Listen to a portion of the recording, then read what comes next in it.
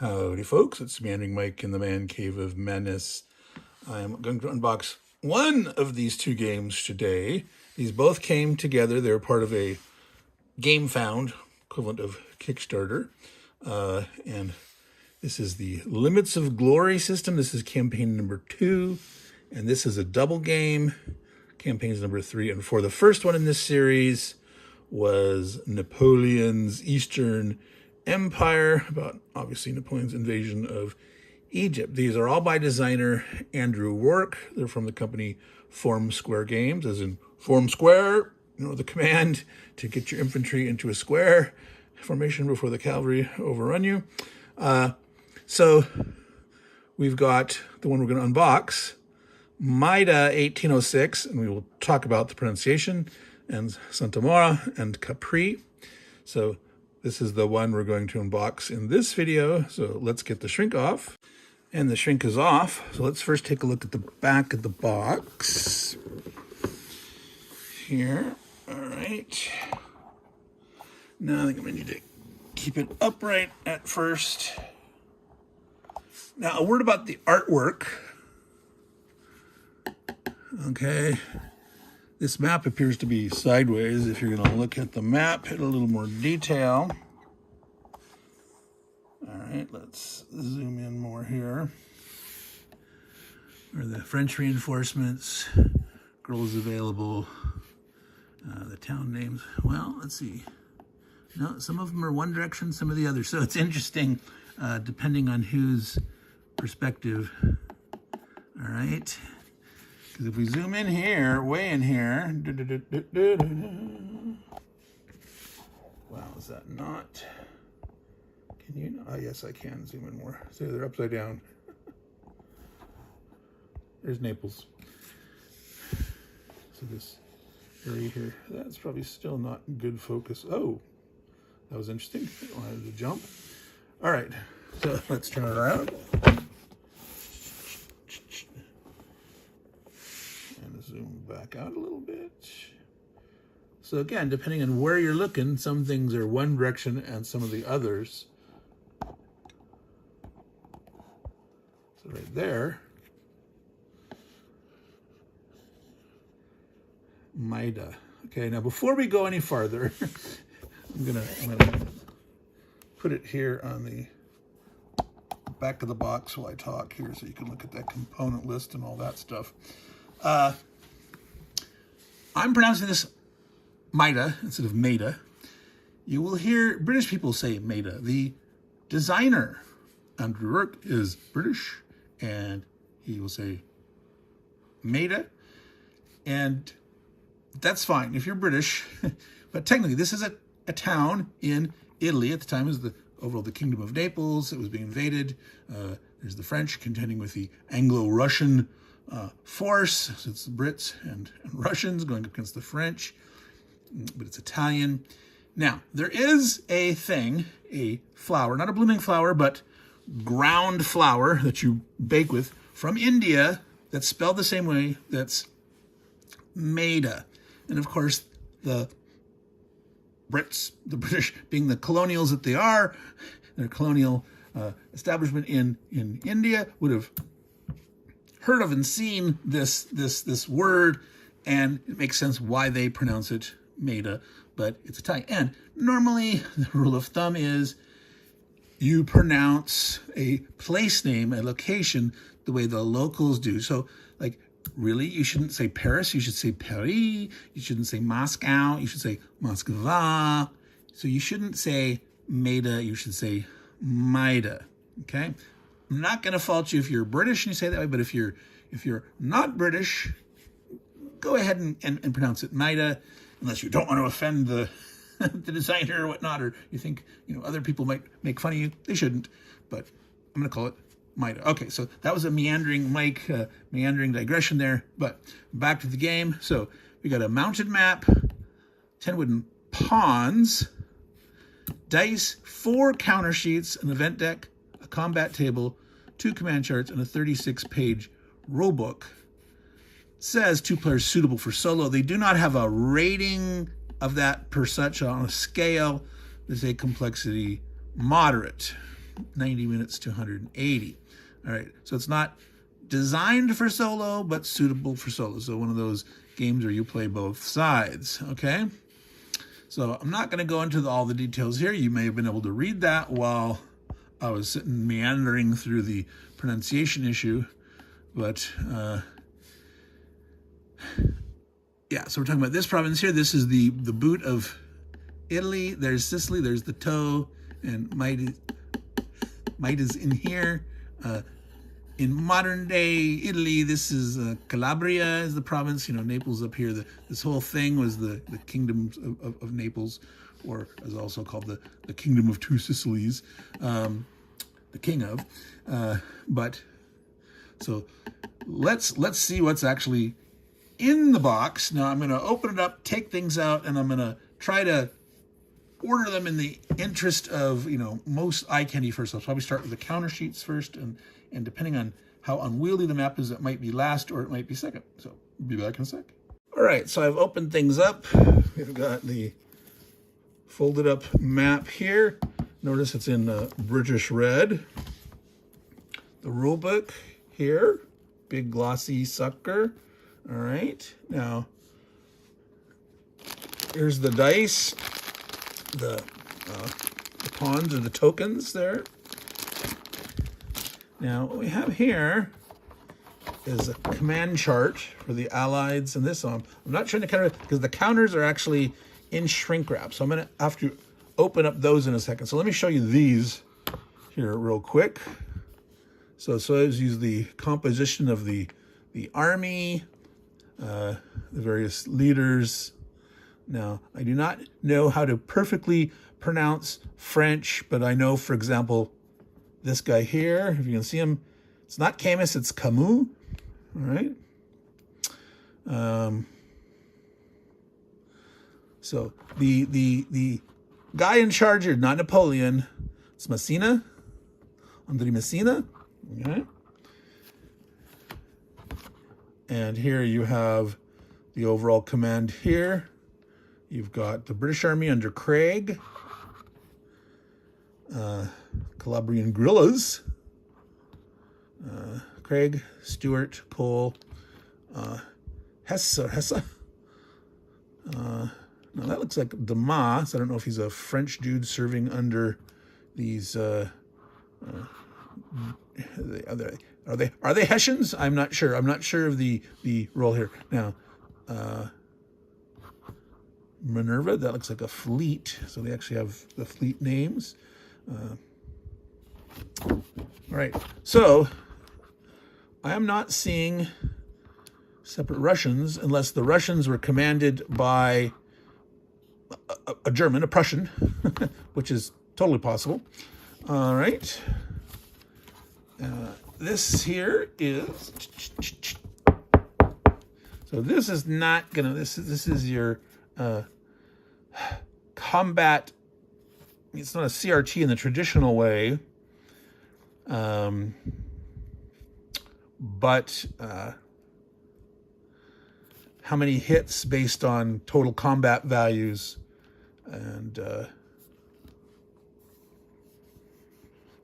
not sure what this is. 6 and 5, like 5 or less, or 6 or more, 0 hits, 5 or less is 1 hit, etc. I'm not sure how that works. I'm sure that we'll see at some point. That's not back printed. All right, so 1, 2, 3, 4. So I don't know if you're rolling for some events here. There's 6 across. So you're rolling, looks like you're rolling 4 dice, well, 2 dice would be, right? Well, unless you're rolling all 4 dice at the same time and seeing, taking 4 of these at once, but this being the 4th dice, 1st, 2nd, 3rd, or do you roll 1, 2, 3, 4, 5 or 6 is nothing, and then a 1 through 6 here. So that's events. Place this, gain this, supply, uprising, etc. So that's random events. All right, so I'm going to set those aside, and let me look at the front here. That's a little bit of glare there, but we can see the basic gist of these, and then I'll open these up in a second. So there's round markers for the leaders. These are, like landing parties from the fleets or something, I guess, maybe, or rowing across the tip of the boot over to Sicily or back or forth. You got various units here of various strength. It'd be interesting to see what's on the back. So these look like the equivalent of what was on those random event things, maybe. Okay, so I'm going to unshrinkify this, and the shrink is off. Now when you see the back, wow, I've never seen black backings on counter sheets before. That's kind of interesting. 1, 2, 3, 4 of them. All right. So we started looking at this first sheet here. I don't think there's any more. So there is nothing on the back. So that answered that question. Okay, set that aside. Counter sheet number 2. Okay, more of these like event things. There's a blank one. That's always nice for replacement or making up your own. So obviously the British leaders, the British fleets, crew, separate crew. Some cannon. I don't know if these are control markers or for something on a track to keep track of things. All right. So that's nice. Here's counter sheet number 3. I should have turned them all around at first, but so saying like here, the French crew are upside down from this because I'm going by this here, whereas these guys were right side up that direction. So who knows how they're deciding. Now, here it makes sense. You've got a strip of blue here, and this. I mean, they could have put these guys on the top, these guys on the bottom, and I don't know. All right. So it doesn't say which is. So obviously, we'll see in the rule book. That looks like 2 crossed cannons. VP, victory point markers, lots of nice little spares. That's good. That's good. And then the last one here, any French. Oh, so interesting. We actually have these dice. So, and again, those are all black in the back, but I don't know if you put those in a cup and you draw one of these for your die 4 and then roll a die 6 to get the table of random events. That's kind of interesting. They don't assume that you have a die 4, the pokey foot caltrops of death. So there's the very, very simple units. And again, the art. I was gonna say something about the artwork. So in this game, this is period. This is period artwork. You say, I don't like that artwork. This would be like in a newspaper, a magazine, a broadsheet, the method of delivering news. They'd have these historical or editorial cartoons, and so this whole series, the first one in the Limits of Glory, the Napoleon, the second one that we had saw before is the same thing. It has a period art, and that includes, on the map, and so the way it would look, at the time, someone illustrating that for a magazine, a journal, a newspaper, etc. All right, so if you don't like period art, well, sorry, but that's what it is. Let's go ahead before we look at the rule book. Let's get this map open, and since it's not huge, I'm going to just open it here, not risk. It's not a huge risk that it's going to. Now it's probably going to end up knocking over that box. All right, so I am going to do this. I'm going to go this way, and I'm going to have it leaning up, and it's going to knock the box over, 90% likelihood. But there I can see more.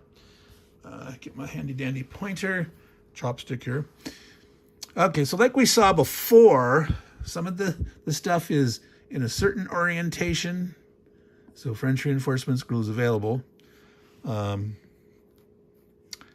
certain names are now upside down. Some are this way. So the ones on this upper part of the map, you can read from this side, but including this one, these, let's see here, are all facing that way. Over here, Palermo, but Messina, Syracuse.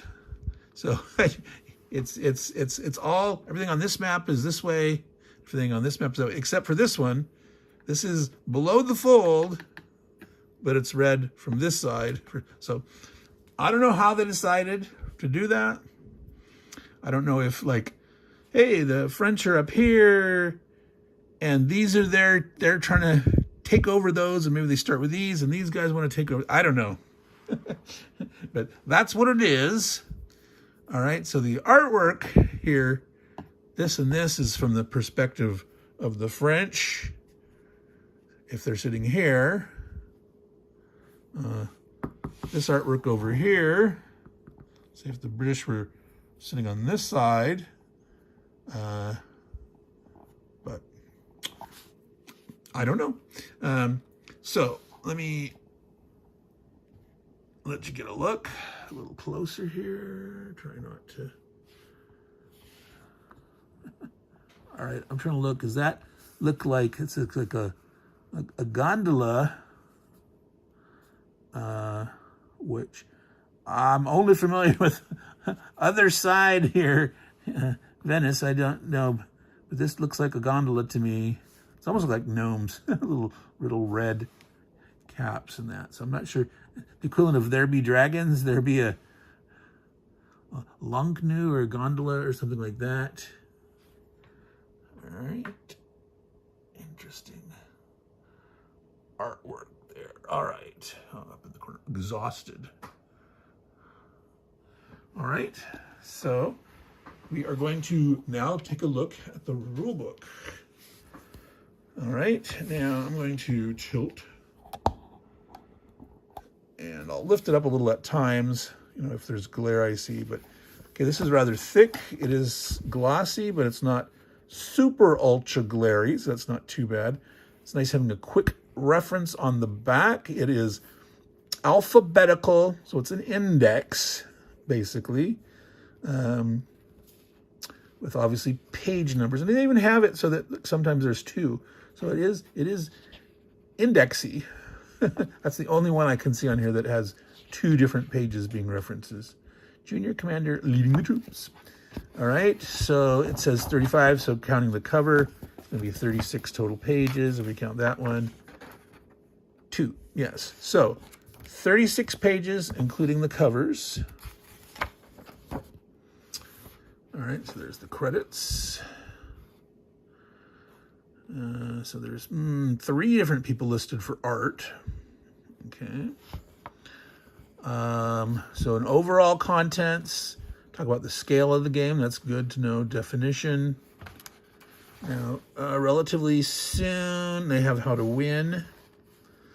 So here's the contents. Now, they don't list the scale here, but definitions, setup, how to win, sequence of play, system rules, the limits of glory system, and then some specific things over this. So that, like, not all of them would have necessarily invasions, victory conditions, explanation of events, and the quick reference that we saw that on the back.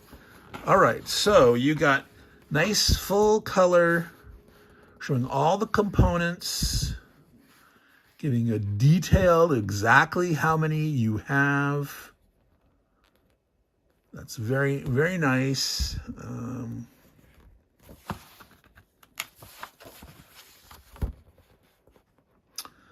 Setup.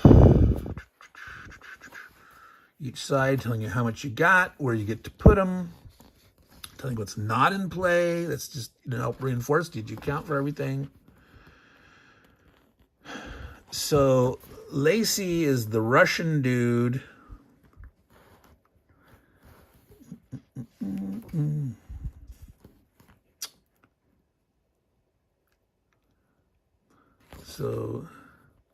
Neapolitans. So the actual Naples dudes, Neapolitans, is a Neapolitan.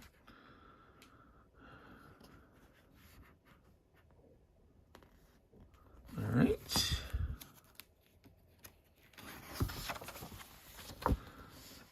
How to win. Conquering controls as many of the towns of the sea and mainland as you can, including the fortress. I'm going to assume this is pronounced Gaeta. Pronouncing both syllables. I did not look that up. However, so you must hold the fortress of Gaeta and defend the island of Sicily from French invasion. Okay, nice and easy. If the player feels they can no longer achieve victory, they may concede. So it's like, you don't have to play on to the end. You may concede. Okay, it's just nice to say that. Victory points, BUA, controlling BUAs. All right, so did we see where that was first defined? So there was a thing of definitions. I'm going to flip back to that.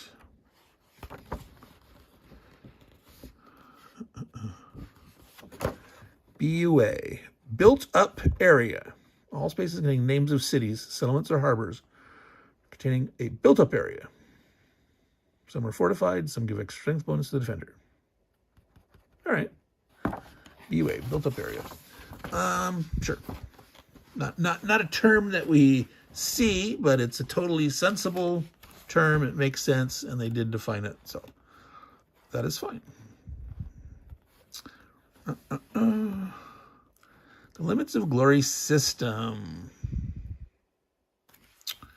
Okay, so the campaign specific rules are highlighted like this. Okay, so if you've already played that first one, Limits of Glory 1, the Napoleon's, is it Napoleon's Eastern or I think it's Bonaparte's Eastern Empire is the correct name of the game. All right, so here, like they see the little references in here to specific issues. Now, they didn't explain the pink box, but it looks like just examples. This example, seen as automatic 6, as additional automatic 6 glory marker. Interesting. Commander seniority, commander casualties, movement. Okay, there's some special ones about guerrillas and harbors, so that's interesting.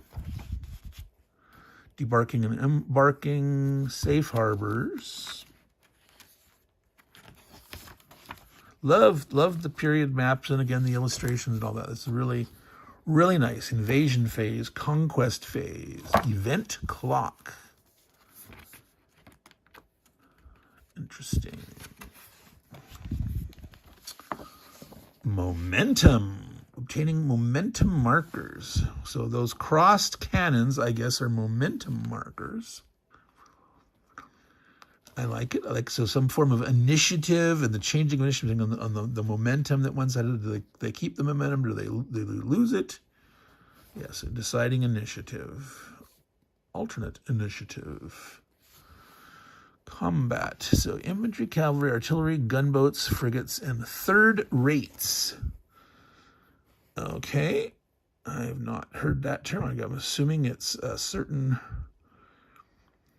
the third rate ship of the line or something. It's not the, it's bigger than a frigate, but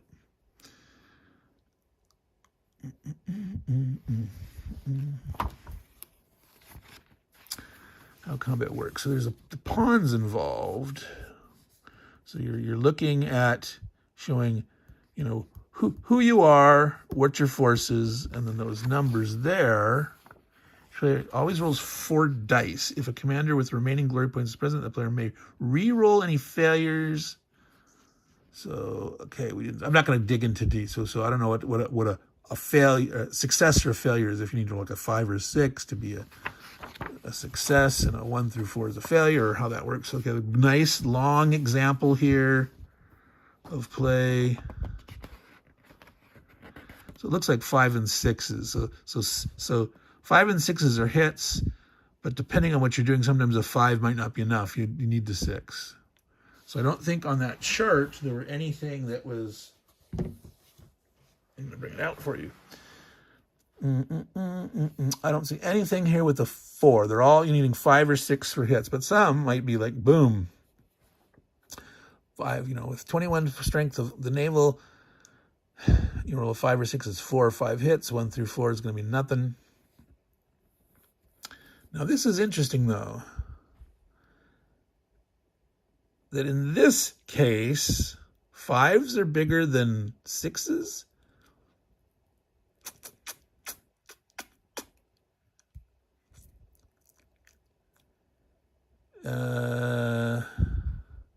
In this 1 to 3 column, and in a couple other places, like here it switches. So I'm really curious as to why that is. Okay, but that's something to learn for later. But that is quite interesting. Okay, something special about British casualties. So the Brits must take the casualties. If they have a mixed force, the British elements have to take the casualties first. Naval, capturing naval elements.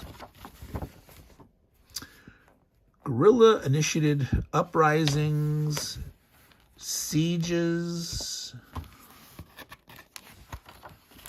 Okay. I want to say a few other things. I love the layout of this. It's 2-column. It's easy to read. The font's a nice, clear, easy, big font. It's got, plenty of margin and gutter. They're not going too close, and you don't have to do these long lines. So I do prefer the 2-column format. This is a very well designed rule book. Yeah, I'm quite impressed. Quite impressed. Victory conditions. So again, we saw victory before, but here's on one page. French total victory points, Allied total victory points, a partial victory, a tie.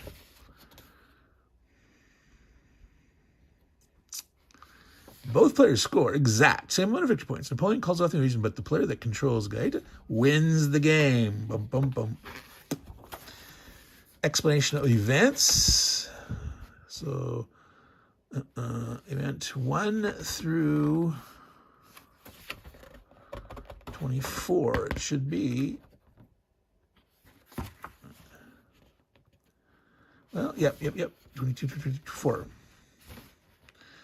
All right. So that's nice that they give an actual little, because it's talking some of the historical background and what you do and whatnot, but you're getting some of the historical implication of what's going on, why this is happening. So, all right. So this is Maida, 1806. You see up there. I'll fold this down, and it's got on the back. It says Forum Square Games. All right, you can see that there. All right. It's lying nice and flat. I just opened it like that. All right.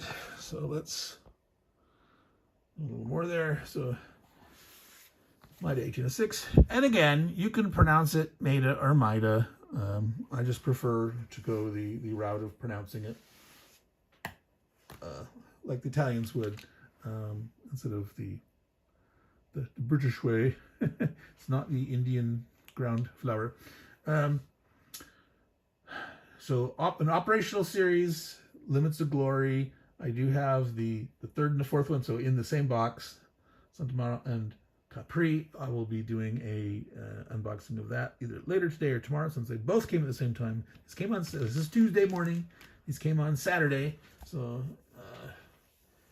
it's nice to get those. I believe they have a Kickstarter about ready to start.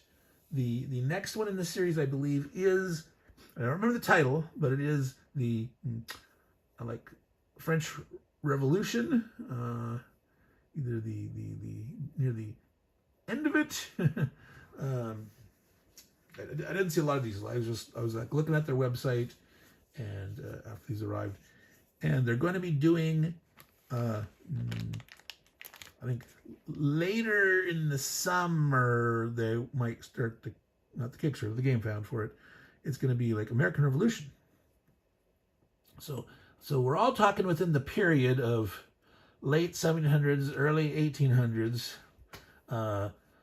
But my understanding is the same kind of, you know, artwork of the period as one would see in the media of the time, right? So this has been a Meandering Mike unboxing in my meandering style. I hope I didn't meander too much, but we did take a look at the components. We saw the really nice rule book and that map with all the period art. We saw the combat results table. Very, it's dice. It's not a huge buckets of dice game. You've got, you know, four dice each at most. You got random events here with a nice variety, so that makes for great replayability. I'm not sure here. I didn't see what the numbers were. They were talking about glory, and they're talking like Messina having like some bonus glory, and this looks like, and like if it exceeds 40, so like an average of 4 dice plus 26. So this is probably had to do with that initiative system with the momentum and that, and you know, depending on the more glory that the guys have, that they show which particular leaders have events that they can come up. That's very, very, very big. Yeah. So, and then we saw the counter. So again, something like, oh my God, there's pieces, and I guess it's not a block game. Those are pawns, which I mean, obviously you've got counters to represent these guys, as we saw in the counter sheets. And so those pawns are more tracking things, showing, you know, on the combat results table where each side is going to be generating, each forces, you know, where they are, how much strength they have, you know, put it on here to look at your dice and see how many hits you generate, etc. So so that's it. There we are. We unbox it. We look at all those things. The production value seems quite nice. These are nice pre-rounded counters, relatively thick. Again, I've never seen black on the back. All right, so that's new. So again, Maida 1806 by Andrew Rourke from Form Square Games. Form Square.